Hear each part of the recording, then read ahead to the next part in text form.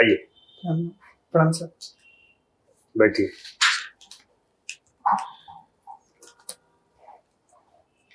ये किस लिए ले आए हैं इसको? सर आपको देने के लिए कहा था। तो दिए ही नहीं आप।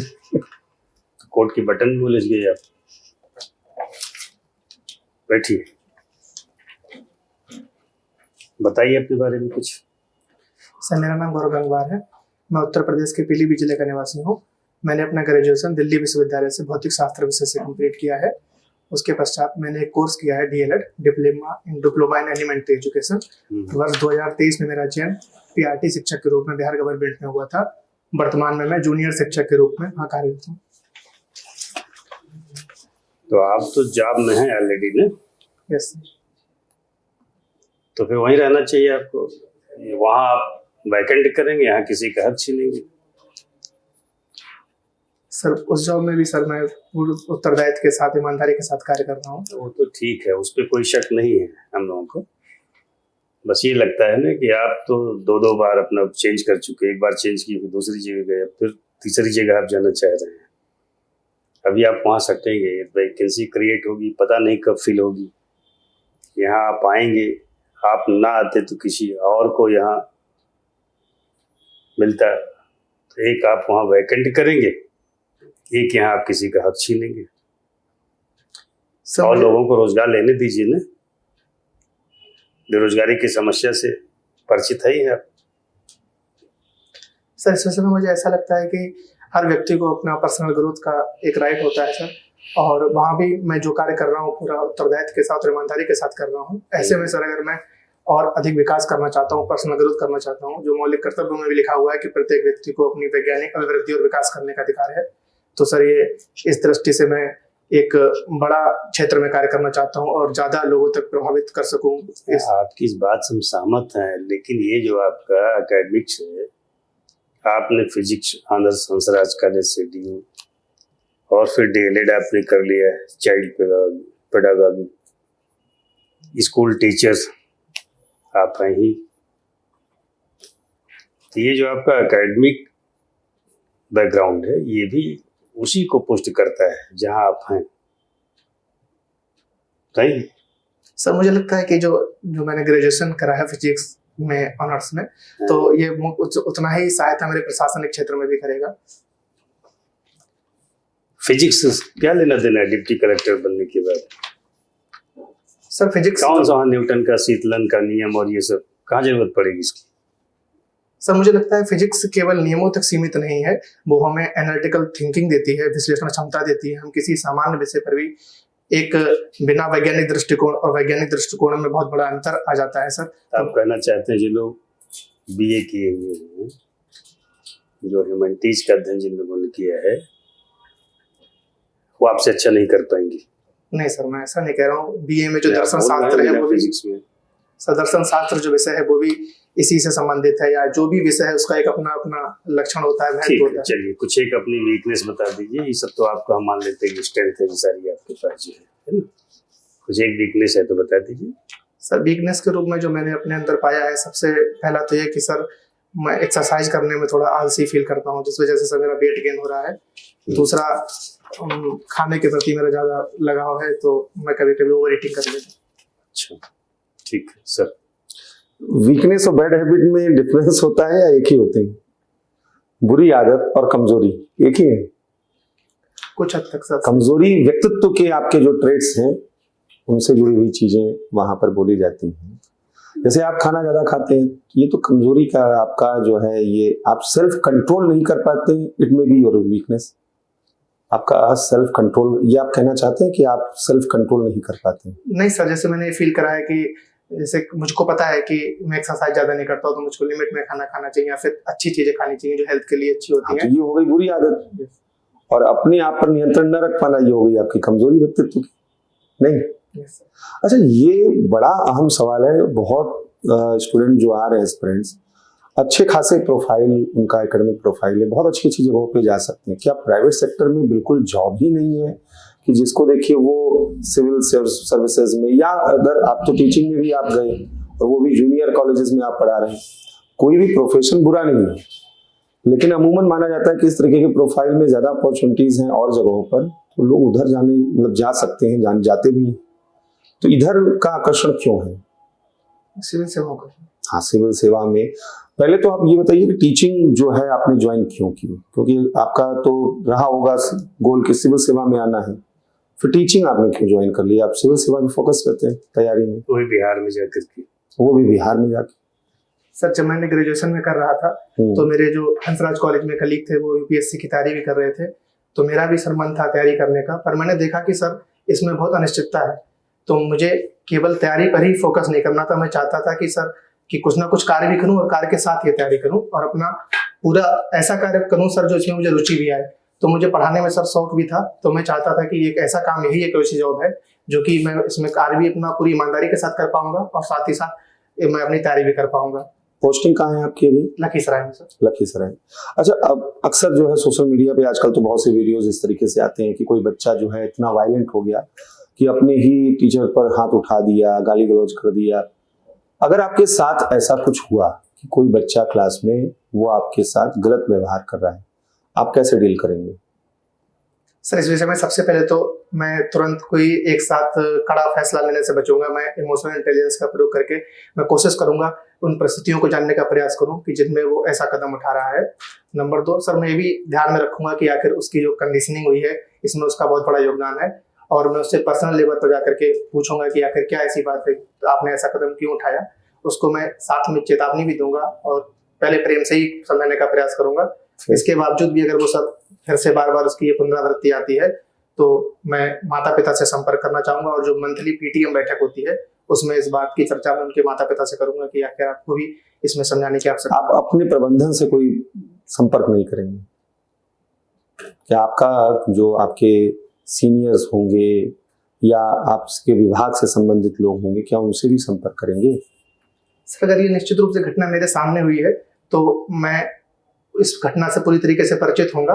तो मुझे लगता है सर ऐसी समस्या मेरे सामने अगर आएगी तो मैं इसका खुद से ही निर्धारण कर पाऊंगा। इसका मुझको इतनी बड़ी समस्या ये सब नहीं लग रही है कि इसके लिए मुझे अपने वरिष्ठों से सहायता। कोई बच्चा ऐसा है जो बहुत कमजोर आत्मविश्वास का है और पढ़ने में बिल्कुल भी उसका मन नहीं लग रहा है, आप कैसे उसको पढ़ने के लिए प्रेरित करेंगे?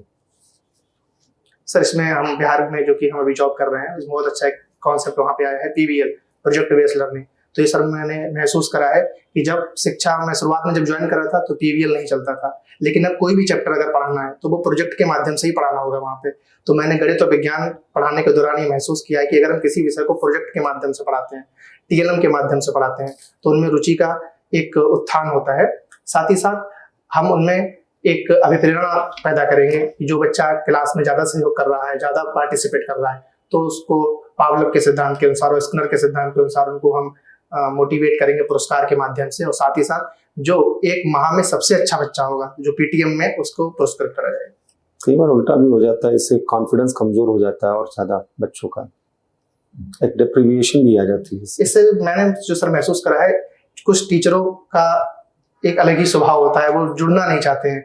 एक तो सबसे पहले तो टीचरों को पर्सनल लेवल पर बच्चों से सहज होना पड़ेगा कि बच्चा कुछ उनसे संकोच ना करे। इससे सर वो निश्चित रूप से आत्मविश्वास उनका बढ़ता है। ठीक है, आपने डीएलएड किया हुआ है जिसमें आपने चाइल्ड के पेडागोजी पे ऊपर स्पेसिफिकली पढ़ाई करी है। क्या रेलेवेंस है चाइल्ड पेडागोजी का एजुकेशन सिस्टम में?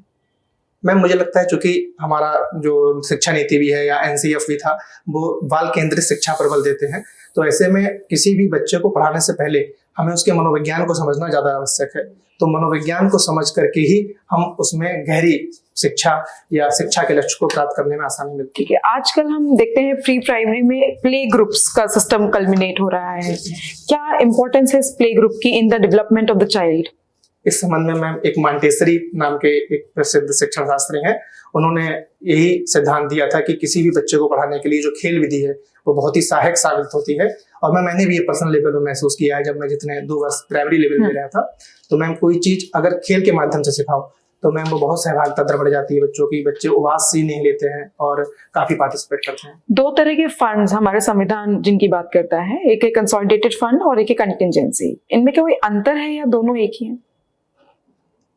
एक मैम संचित निधि, जिस पर जो संचित निधि है जो संविधान में शायद आर्टिकल 262 में वर्णित है, आर्टिकल में मुझे एग्जैक्ट नहीं आते, वो मुख्य रूप से कुछ ऐसे सैलरीज हैं या पेंशन है, उनका निर्धारण उसमें है कि उन पर वो भारित हैं, जो कि जैसे न्यायपालिका की स्वतंत्रता भी इसी संचित निधि के कारण ही एक आयाम उसका मिलता है।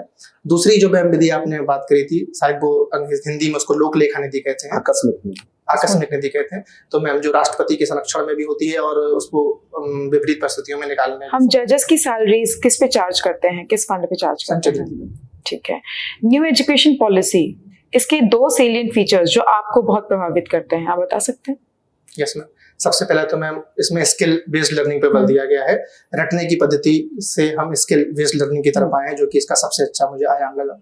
दूसरा मैम, इसमें जो 5+3+3+4 का जो मॉडल है, वो 10+2 मॉडल से मुझे काफी अच्छा लगा है।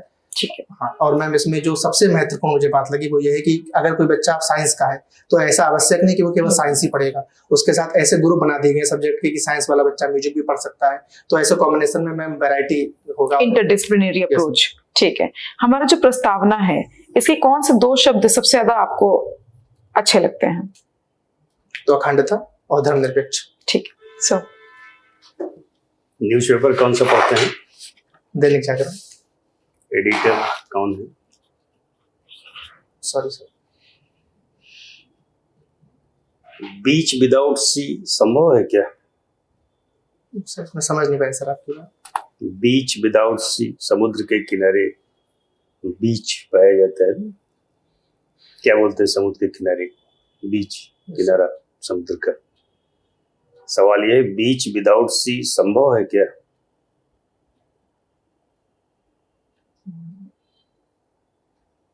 ये सर मुझे लगता है कि अगर मतलब समुद्र एक विस्तृत इलाके के पानी को कहते हैं, तो अगर कोई ऐसा मानव निर्मित भी बना दिया जाए तो उसको भी बीच की संज्ञा दी जा सकती है। तो इस तरीके से हो सकता है संभव। उत्तर प्रदेश में कोई ऐसी जगह है? सर जो हमारे पीलीभीत में जहाँ का मैं निवासी हूँ, वहाँ पे एक चूका स्पॉट है पीलीभीत टाइगर रिजर्व के पास में, तो वहाँ पर भी बीच एक है जो कि बिल्कुल वैसा ही माहौल देता है। अच्छा, तो उसको बोलते हैं बीच विदाउट सी? नहीं बोलते नहीं है सर, लेकिन वो बिल्कुल वैसा ही फील देता है। आप ही के यहाँ मिल गया। चलिए, आज के अखबार में क्या पढ़ा आपने? एक तो सर AI इम्पैक्ट समिट के बारे में बात थी कि AI इम्पैक्ट समिट के जो कि उससे आज के अखबार में? हाँ सर, और दूसरा सर जो क्या था आज के अखबार में AI इम्पैक्ट समिट के बारे में? कि वही सर जो उसमें अभी विवादित चल रहा था कि गलगोटिया यूनिवर्सिटी में जो यूराइन जो अपना रोबोट भारत ने अपना बता दिया था, उससे लेकर के जो छवि धूमिल हुई है इस विषय में। चल ही रहा क्या ये विवाद? कई दिन हो गए। सूक्ष्म लेवल पर आ रहा था, बाकी मेन मुख्य न्यूज के रूप में AI टैक्सी चर्चा में है कि जो कार वगैरह रोड पे चलती है, तो इसी तरह से AI टैक्सी थोड़ा एयर पे चलेगी, 2-3-4 किलोमीटर जाने के लिए हम लोग इस्तेमाल कर पाएंगे। ये भी चर्चा का विषय है। AI इम्पैक्ट समिट में एक कंपनी थी द प्लेन करके, उसने इसको प्रस्तुत किया था। नजर पड़ी आपकी? सर ये एग्जैक्ट ये नहीं पड़ी सर, और मतलब इसी AI समिट से क्या क्या और हुआ है इस बारे में पढ़ा था सर, एग्जैक्ट ये नहीं पड़ा। अच्छा, और आज क्या है अखबारों में?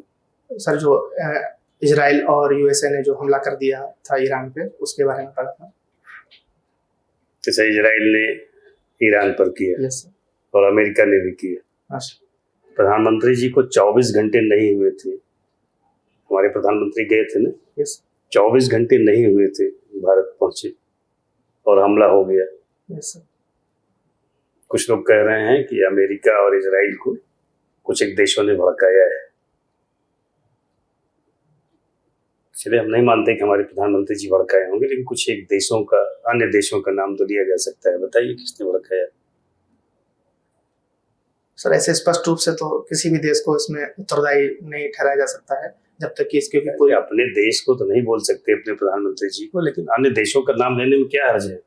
छप तो रहा अखबारों में, न्यूज में भी आ रहा है, या तो आप तो पढ़ा देंगे उसको। तो अली खामनेई नहीं रहे। Yes sir. अब सुप्रीम लीडर कौन बना, किसको बनाया गया? सर अभी तक इस विषय में कोई चर्चा नहीं हुई है। सुबह 10 बजे के पहले घोषित हो गया ईरान की तरफ से। संभावना जाहिर करी जा रही है उनके बेटे के लिए, या फिर जो वहाँ पे काउंसिल है एक, वो उनके बेटे को ही बनाया गया है। चीफ कमांडर इन चीफ किसी और को बनाया गया है, उस पर नजर पड़ी आपकी? सर नाम नहीं याद है उसका उनका, लेकिन ऑपरेशन का नाम बता दीजिए, क्या था अमेरिका के ऑपरेशन का नाम? कोई नाम दिया है ना अमेरिका ने उसको? ये सर मैंने पढ़ा था सर, रिकॉल नहीं कर पा रहा। इजराइल ने जो नाम दिया? दोनों के अलग अलग नाम थे, हाँ, बस सर रिकॉल नहीं कर पा ठीक है, wish you all the best. जैसे रहा। Thank you.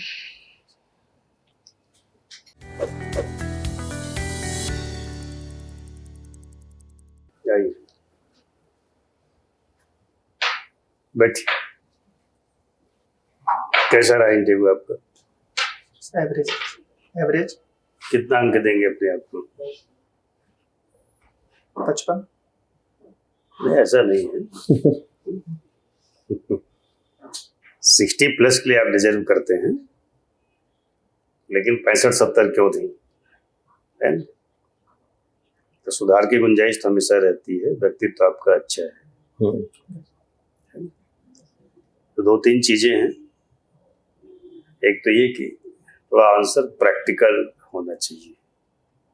कुछ एक सर ने सवाल पूछे तो उसमें आपने जो है इंटेलेक्चुअल आंसर देने की कोशिश की, थिंकर्स वगैरह का नाम सिंपल चीजों में, उसकी जरूरत नहीं है। व्यावहारिक उत्तर व्यावहारिक रह करके देना है,